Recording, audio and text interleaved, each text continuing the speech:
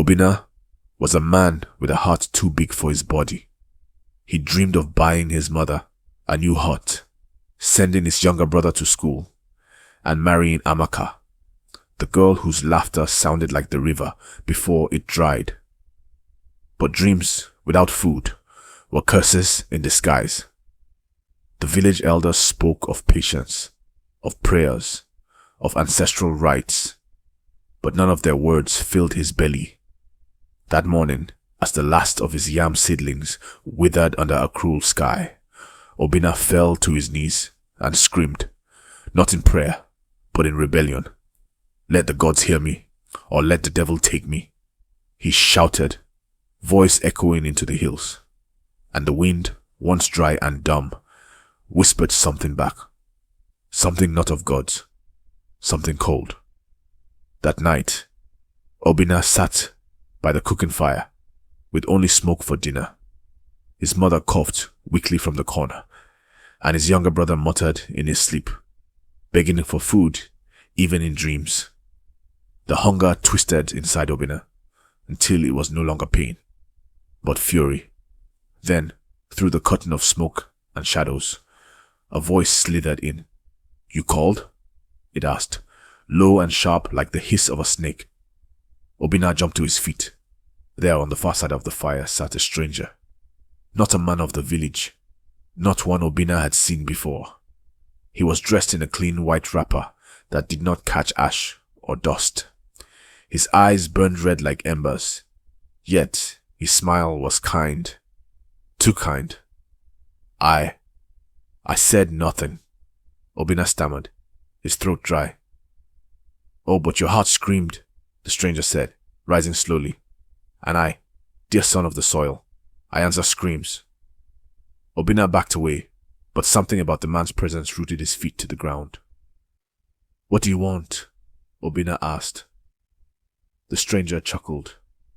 "Not what I want, child. It is what you want. I only came to give." And just like that, the fire rose higher. Though no wood had been added, they stood beneath the full moon, its glow turning the earth silver and strange. The stranger's feet left no prints on the dust. He walked ahead of Obinna, leading him to the old shrine by the fallen Iroko tree, a place forgotten by worship and left to spirits. "You want wealth?" the stranger asked.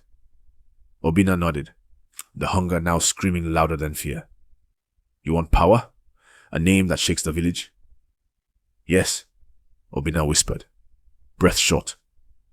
The stranger turned, his face split by a grin, wider than any man's. "Then all I ask is one thing." Obinna swallowed. "What?" "Your soul," he said, like it was the price of palm oil at the market. Silence clung to the air. Even the crickets went quiet. Obinna laughed, nervously. "What is the soul, really?" The stranger leaned close, voice like wind through grave grass. "Your soul is your breath when your body fails. It is your name when the earth forgets you. It is the only thing that is truly yours. And what happens if I give it? You live like a king, but when the last cock crows for you, your story ends in darkness." Obinna's heart pounded. The choice was madness, but so was starving, while others danced in riches. "I accept," he said. The moment Obinna spoke, the earth shook beneath his feet. The sky above twisted, and the moon disappeared behind thick, unnatural clouds. The stranger's body stretched and cracked. His white wrapper fell to the ground, revealing skin as dark as coal and eyes that burned like wildfires. Obinna wanted to run, but his feet were locked. The stranger, now no longer pretending, approached with long spidery fingers and pressed one against Obinna's forehead. "A mark," he whispered, "so the spirits know you belong to me." The pain was sharp, like hot iron pressed into skin. Obinna screamed, but no sound escaped. When it ended, he fell to the ground, gasping. The devil leaned in close. You'll find your fortune in the morning, but remember this, child of Umuchem. Every gift has a shadow, and the longer it follows you, the darker it grows." Then he vanished, leaving only scorched grass and a whisper of brimstone. When Obinna rose, he felt different, stronger, sharper, hungrier, not for food, but for more. And as he walked back to his hut, the wind no longer howled. It laughed. By morning, the farm that once wept with dust stood unrecognizable. Green shoots sprouted like soldiers from the earth, leaves broad and thick with promise. The withered yam mounds now overflowed with tubers so large the neighbors gasped in disbelief. Birds returned to sing. The air smelled of rain, though no drop had fallen. Obinna stood in the center of it all, his chest rising like the hills of Nsukka. Villagers gathered, mouths wide and hearts unsure. "How is this possible?" old Mama Oke asked, her hands trembling. "The ancestors have favored me," Obinna lied smoothly, his voice carrying pride that wasn't his. His mother wept tears of joy, calling it a miracle. His younger brother danced barefoot in the fields, chasing butterflies. But Obinna knew the truth. This wasn't a miracle. It was a contract signed with silence and sealed with fire. And deep inside him, something pulsed, something watching. Yet, the envy in the villagers' eyes, the whispers of greatness wrapped around him like a crown. Obinna smiled. The poor boy who once begged at the market was now the chosen son of Umuchem. But the wind that passed through the fields no longer carried songs. It whispered warnings. Weeks passed, and wealth flowed like palm wine during a wedding. Obinna's barns overflowed with yam and maize. Traders traveled from distant lands to buy his goods. Cows filled his compound. Gold trinkets glinted on his wrists and ankles. The same men who once mocked his patched wrappers now bowed before him. He built a house of red bricks and glass, the first in Umuchem to touch the sky. Every brick seemed to mock the gods, daring them to bring him low. And then came the women. They danced in his compound, their laughter like rivers he could not drink enough from. Amaka, the one who once laughed at his torn slippers, now came dressed in fine lace, asking for his heart. He gave her a necklace of gold. "You're the moon to my wealth," he said. At night, Obinna drank palm wine and stared at his reflection in polished brass. But behind his smile, the mark on his forehead still burned faintly. A reminder, just a small price, he would whisper. A small price for all this. But every now and then, in his dreams, the stranger would appear, his eyes glowing red, silently pointing to an invisible clock. And the ticking had begun. The village threw a festival in Obinna's honor. Drums beat like thunder. Goats were slaughtered. Young girls sang songs of his greatness. The chief raised a calabash of palm wine and declared him Obinna the Blessed, the man who had turned barren land into a kingdom. But even amidst the celebration, the shadows crept in. Obinna sat at the high table, his robe heavy with gold. Yet every sound felt distant. Every laugh echoed strangely. His wine tasted bitter, the meat raw. He looked around. The crowd danced, but their movements were jerky, like puppets.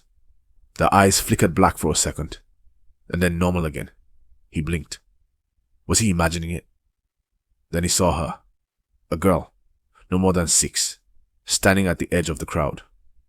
Her eyes glowed faintly, and her lips moved, though no sound came out. She pointed at him. "He took your name," she mouthed. Obinna shut up, the bench crashing behind him. Everyone turned. "What is it?" Amaga asked, holding his arm. He looked back at the girl, but she was gone. just laughter, drums, smoke, and somewhere deep in the sky, a cloud formed into a face, smiling. That night after the feast, Obinna lay beside Amaka under the silk sheets of their new bed. She traced the gold chain on his chest, her touch gentle, her voice soft. "You've changed," she said. Obinna looked at her, frowning. "In what way?" "Your eyes. They used to search the stars. Now they only search the mirror." He sat up, irritated. "Do you think this life came easy? I gave everything to lift myself from the mud." "And what did you give, Obinna?" she asked. He was silent. "I used to love the boy who gave me mangoes and told me stories by the stream. Now, I don't know who you are." Obinna stood, pacing. "I am who I was meant to be." Amaka didn't argue. She only wept, silently, like one mourning the leaving. As she drifted into uneasy sleep, Obinna stepped out into the night. The moon was red. The mark on his forehead pulsed. A cold breeze brushed past him, and on the wind, a voice he could not shut out whispered, "Your soul is mine, but your heart is not. Shall we take that next?" Obinna trembled, and for the first time since his rise, he felt fear. The skies above Omoshem turned stubborn. Day after day, the sun blazed with unrelenting cruelty, drying the streams and cracking the lips of children. Obinna stood outside his grand house, staring at the heavens. Clouds gathered, yes, but never poured. The crops he had planted with confidence now bowed their heads in surrender. Even the trees whispered that something was wrong. Obinna's wealth meant he could buy food from distant villages, but the people of Umuchem looked to him for answers. After all, hadn't the gods blessed him? Wasn't he the chosen one? But in the eyes of the elders, suspicion had begun to grow like weeds in forgotten soil. The land that had once blossomed under his feet now recoiled from his shadow. One night, a goat gave birth to a lamb with no eyes. Another, a child was born and refused to cry. The signs were no longer subtle. Obinna knew the devil was collecting. Slowly, piece by piece, Obinna went to the shrine of Dibia Anayo, the village priest, whose eyes had seen more seasons than any tree in Umuchem. The old man sat on a mat, woven from the fibers of wisdom, chewing kola and speaking in riddles. When Obinna knelt before him, Anayo did not smile. "You carry a shadow, Obinna," he said, without lifting his gaze. "A shadow that does not belong here." Obinna clenched his fists. "What do I do?" Anayo leaned forward, his eyes suddenly sharp like a hawk's. "Undo what you have done. Return what was taken."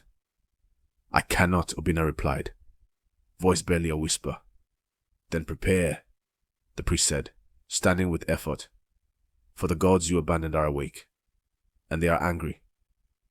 Obinna begged for a ritual, a cleansing, a second chance, but Anayo only shook his head. "Some roads, child, do not have a return path. You asked for power. Now it owns you." The fire at the shrine flickered blue, and Obinna turned away, not just from the priest, but from hope. Sleep began to abandon Obinna. Each night, he saw things. Eyes in the dark, voices in the mirror. He would wake drenched in sweat, sometimes screaming, sometimes laughing. One night, he woke to find his reflection not matching his movement. While he stood still, it smiled. While he reached for water, it lifted a knife.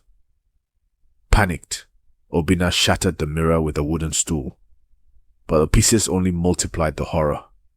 Dozens of him grinning back, each with a red mark on their forehead that glowed. Then came the worst vision. His mother, lying in her mat, eyes open but unmoving. Her mouth whispered his name, over and over, until it was no longer a call, but a curse. He rushed to her hut, barefoot and wild, but she was fine, sleeping peacefully, unaware of the terror he had seen. Obinna began to wear charms around his neck, smear ash on his doorposts, and consult every spiritual man in secret. None could help. All said the same thing. The price is coming. Prepare.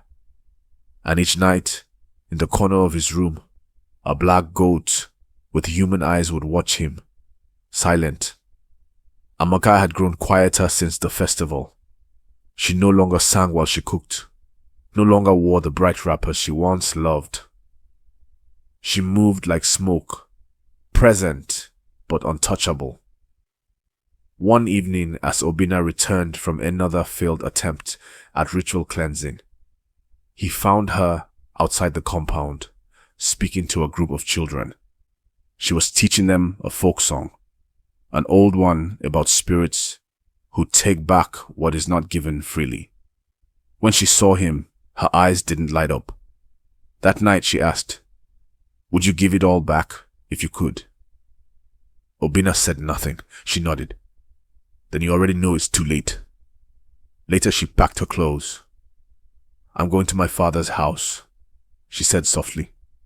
"There's nothing left for me here. Not the boy I loved. Not even peace." Obinna watched her go, unable to call her back. His chest ached, not from the loss, but from the realization that everything he had gained could not hold what truly mattered. And as her figure vanished down the dusty road, he heard a voice in the wind again. "Now, shall we take the rest?" The morning after Amaka's departure, Obinna walked to the stream where they once played as children. He found it dry, the stones at the bottom cracked like the surface of a dying drum. As he turned to leave, he saw a boy standing among the trees. The child couldn't have been more than 10, his skin pale as ashes, eyes pitch black. He smiled at Obinna, a crooked, chilling grin. "Do you remember me?" the boy asked. "I don't know you," Obinna replied, stepping back. "But I know you, Obinna. I've watched you since the deal. I'm what you'll become. What's left after the soul is gone." The boy stepped forward. The sun passed through him. No shadow followed. Obinna ran, his heartbeat thundering. But with every step, the sound of laughter followed. Laughter not of a child, but of something ancient. Something that now walked in daylight without shame. At home, he locked the doors, burned incense, prayed for the first time in years, but no God answered. Mama Nkechi was the village midwife, a woman whose hands had welcomed half of Umucham into the world. She had once carried Obinna on her back when he was too young to walk. That morning, her body was found behind the shrine, eyes open, mouth twisted in horror. No wound, no sign of struggle. The elders gathered in fear. "She said she saw a man with burning eyes the night before," whispered one. "She said Obinna's name in her sleep," said another. The chief called for a private meeting. Some whispered that Obinna had cursed her. Others remembered the night of his sudden rise. That evening, Obinna was summoned, but refused to go. Alone in his mansion, he wept, not out of guilt but out of realization. The devil had begun to collect. Each life was a coin, each death a knock on his soul's door, and he had no lock strong enough to hold it shut. The village no longer bowed when Obinna passed. Children stopped greeting him. Mothers pulled their daughters away when he approached. Even animals grew uneasy in his presence. Desperate, he returned to Dibia Anayo, pleading for help. The priest prepared a trial, the ancient ritual of the talking flames. It had not been done in 50 years. They gathered under the great Iroko tree as firewood crackled and kola was broken. Anayo chanted. The flames rose unnaturally high, licking the sky. Then the spirits began to speak through them, voices layered like thunder. He gave us his soul, they echoed, but now he seeks to break the bond. Obinna knelt. Take my wealth. Take my lands. Take it all. But the flames roared louder. The soul is no coin to be returned. It is a seed planted, and the harvest has begun. The fire formed shapes. Amaka, crying blood. His mother, fading into ash.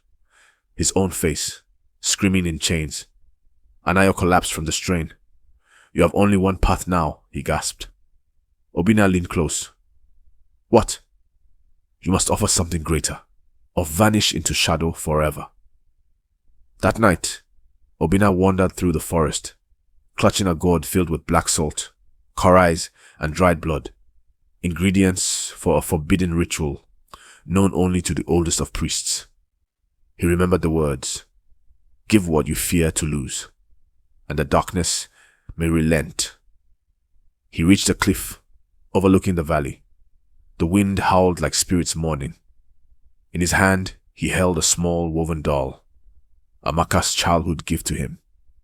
Her laughter echoed in his ears. He clenched his jaw. "If my soul cannot be returned," he whispered, "let love be the prayer." With a scream, he cast the doll into the flames and chanted the words that should never be spoken aloud. For a moment, the earth held its breath. Then a gust of wind blew the fire out completely. Silence. Obinna waited, but nothing happened, until, suddenly, the ground split beneath him, and a voice rose, not from the air, but from within him. "Your offering has been accepted, but remember, Obinna, the debt is only delayed, not forgiven." And far away, in her father's hut, Amaka woke screaming, her heart torn by a pain she could not explain. The next morning, the sun rose dull and strange, dimmed like an old lantern. Omuchem woke in silence. The birds did not sing. The goats did not bleat. Even the wind moved slowly. Obinna stood at the edge of his land, which now bore no fruit. The crops had withered overnight. His once beautiful mansion groaned under unseen weight. Walls cracked, roof tiles fallen. He walked the fields barefoot, his golden robe now dull and clinging to his skin like shame. Those who saw him turned away. Even children stopped whispering. He no longer inspired fear or awe, only sadness. He was no longer Obinna the blessed. He was Obinna the forgotten. As the day dragged, the sky darkened prematurely. Shadows lengthened, even where light touched. It was as though the world had decided to close its eyes to him. And deep within, Obinna knew the final hour had come. When the bell of the village shrine rang thrice at dusk, Obinna knew who it was for. No one had died, not yet, but something older than death had arrived to collect. He walked alone to the great Iroko tree, where the pact had first echoed in the winds. The leaves above rustled like voices, whispering forgotten prayers. Beneath its twisted roots, he saw the black goat waiting, the one with the human eyes. This time, it spoke. "You are given time, Obinna. You chose to spend it." Obinna fell to his knees. "Is there no redemption?" "There was," the goat replied, "but you bartered it for power. You fed us your name. You fed us your love. You fed us your sleep. Now we eat the rest." Obinna wept, not loudly, not in terror, but in deep resigned sorrow. A man who had outrun gods, but could not outrun himself. They say the winds of that night howled across 7 villages. Thunder clapped, though no lightning struck. A red mist rolled from the hills and covered the land like a shroud. Obinna's compound was found empty the next morning. No sign of struggle, no blood. Only ashes arranged in the shape of a spiral at the center of his room. His wealth vanished, his livestock gone, his name erased from the village records, from the lips of elders, even from the stones he carved. Dibia Anayo, now frail and dying, spoke only once before he passed. He has become what he sold. In the dreams of some, Obinna still walks, barefoot, eyes hollow, searching for a name he once traded. He does not speak, he only watches, and wherever he lingers, blessings dry like leaves in Harmattan. The tale of Obinna, the man who sold his soul to the devil, became more than a story. It became a warning, passed down in whispers, beside fires, under moonlight. Mothers sang it to babies. Fathers told it, with grim faces, to stubborn sons. In Umechem, no one speaks his full name aloud anymore. Not because of fear, but because they believe names carry weight. And his was cursed. Amaka never returned. She became a priestess in a distant land, devoting her life to healing and silence. But every year, during the Harmattan, she lights a small fire and drops a woven doll into the flames. She doesn't cry, she doesn't speak, but the flames always dance higher, as if remembering. And the wind, when it passes through Umwechem, still carries whispers. Beware the voice that offers everything, for it always takes more. We hope you enjoyed today's story. Give this video a thumbs up and don't forget to subscribe to our channel. Feel free to share your thoughts in the comment section below. That's all for today. Take care, folks.